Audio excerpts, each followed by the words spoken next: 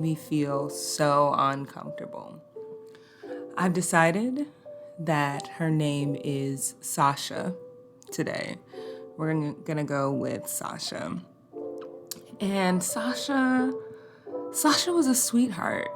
I think she was maybe the first woman that I dated that was a little younger than me. Maybe it wasn't even, maybe it was about a year or two, but still younger than me.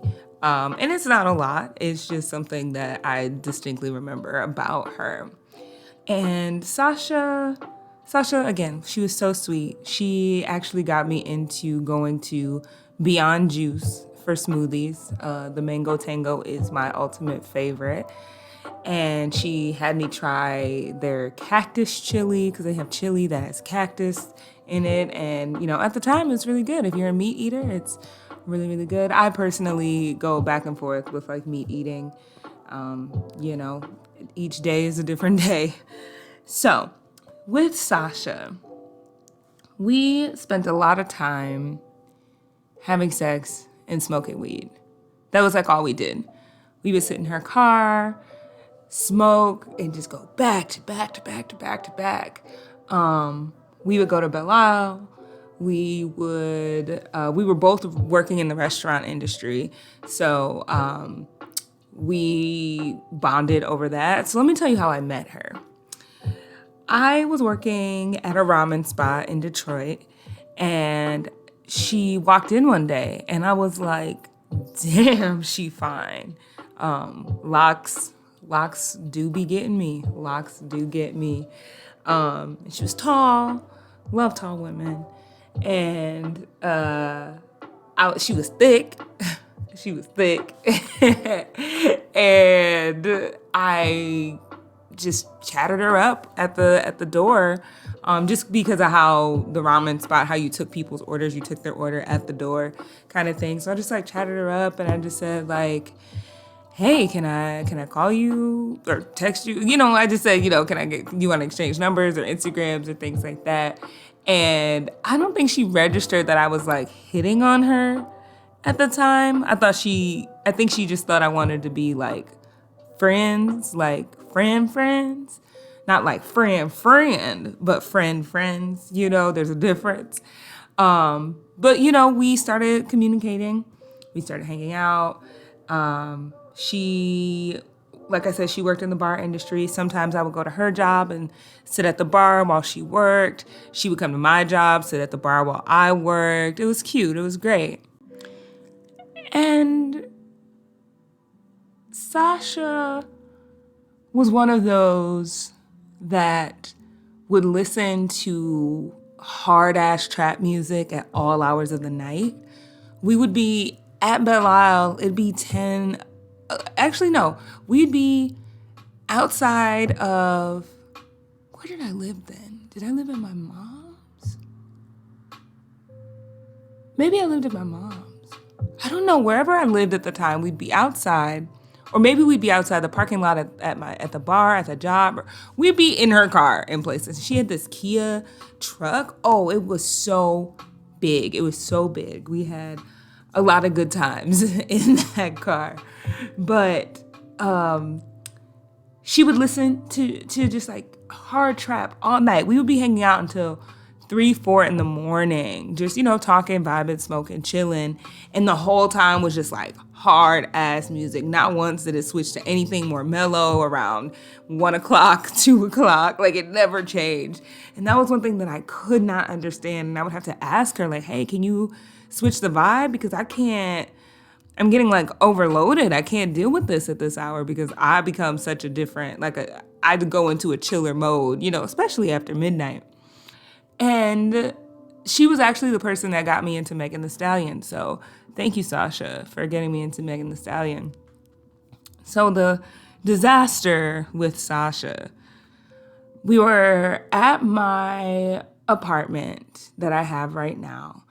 And she was hanging out with me. We were just sitting, chatting, smoking. And suddenly her cousin calls. She picks up the phone And she says, hold on, I'm going to FaceTime you. So she grabs her MacBook and she opens and she's FaceTiming. Now, at this point, I'm at the stove, I'm cooking, and because I'm at home and because, you're currently the person that I'm having sex with, I don't have pants on because I'm at home and the person that's in the house is someone that I cannot have pants on around, So I'm at the stove, I'm cooking or doing whatever I'm doing, no pants on. And you know what she does? She's talking to her cousin. And this is a cousin that I had met before, someone that, not saying that I was close with her cousin, but I had been to her cousin's house shortly after we met and slept over there spent the night over there with her and just had a good time, whatever. She takes her MacBook and she turns it around to me. She's sitting in the kitchen with me while I'm cooking. She takes her MacBook and turns it around to me, pantsless, to her cousin. Now, it wasn't just anybody. It was her male cousin. And I wasn't mortified or anything because, wasn't ashamed to not be wearing pants. It was just uncomfortable and jarring. I didn't flip in that moment. I said, hey. And then as soon as she ended that call, I cut into her. What choice was that? Why would you do that? I'm not wearing clothes. Why would you turn your MacBook around and hold it up? Because, with the computer, you have to kind of make sure you're getting everything in the frame. Why would you do that? And she's just like, I'm just so sorry. I was just so high. I wasn't even thinking. And I was just like, you gotta go. Get out. Please. Now. Respectfully, of course. And she just felt terrible. Terrible. I didn't talk to her for about a week or two. All she could say was just that she was sorry. And for me, it was just the lapse in judgment because at that time, I was smoking so much weed on any given day. And I was still able to keep my shit together. I wasn't completely losing my common sense and sense of, judgment and assessments of situations, and I felt like that was a liability. I was like, I don't know what you're going to do if you smoke too much and you don't have your limits. You don't have to smoke as much as me. You can stop. You can have your limits. You don't have to just go to Pound Town and just be hitting all these blunts back and forth, sis. You don't have to do that. So I stopped talking to her for about 2 weeks. I call her up and I say, hey, can you help me move this shelf? Because she had a bigger car than I did and it was a shelf off of Facebook Marketplace. She says, yeah, she helps me move the shelf to my house. Then I just didn't speak to her again. I told her, I just don't trust that you would make the best judgment calls after that. I was just very, very uncomfortable. I was just so uncomfortable with that choice. And I felt like my privacy was violated. I felt a little violated. And just overall, just icky about the situation. And I couldn't see past it. And now that it's been a couple years since that happened, I don't regret my choice because I think at the end of the day, I was still a little bit more mature than she was. I was still navigating my life differently. And I think I would have been caught up in a different type of lifestyle than the lifestyle that I was aiming towards at the time. So that was Sasha, who showed my whole bottom half.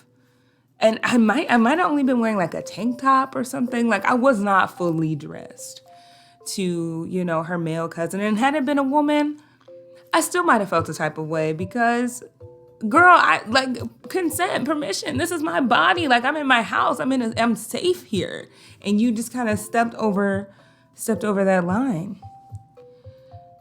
Yeah. Sasha.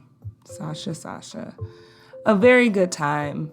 And I saw a girl that she dated after me, and that girl looked much younger than me, like 4 or 5 years younger than me. She looked like a child. And I was like, all right, sis, do you. All right, that's what you wanted. You wanted a little like toy femme type, with just, yeah, a type that's not me. A type that's not me. So, thank you again. Today's episode was kind of short because Sasha, it just got straight to the point. Like, she was real weird and crossing boundaries, losing her common sense after smoking too much weed. And if you can't hold your weed, you know how you're supposed to hold your liquor. If you can't hold your weed, then I can't talk to you. I don't know what I'm supposed to do with you. My, has my life changed since then? Living in the server and the bar life, I was a completely different person. Completely different person. Not completely, but I was making some insane life choices back then on a day-to-day basis. And I'm more removed from those choices now. So, thank you all for listening. Thank you all for following. Thank you all for engaging. I've gotten so much wonderful feedback thus far, mostly about, people think I'm capping, and it's like, I'm not capping. Like, this is real. These are very, very real things that happen to me. The podcast Instagram page is at Her Dating Disasters, so please go follow. I'll be posting, when new episodes are up. I do want to start posting, just gay-ass, lesbian-ass content about the things that I see on the internet that I relate to. I'm a meme enthusiast.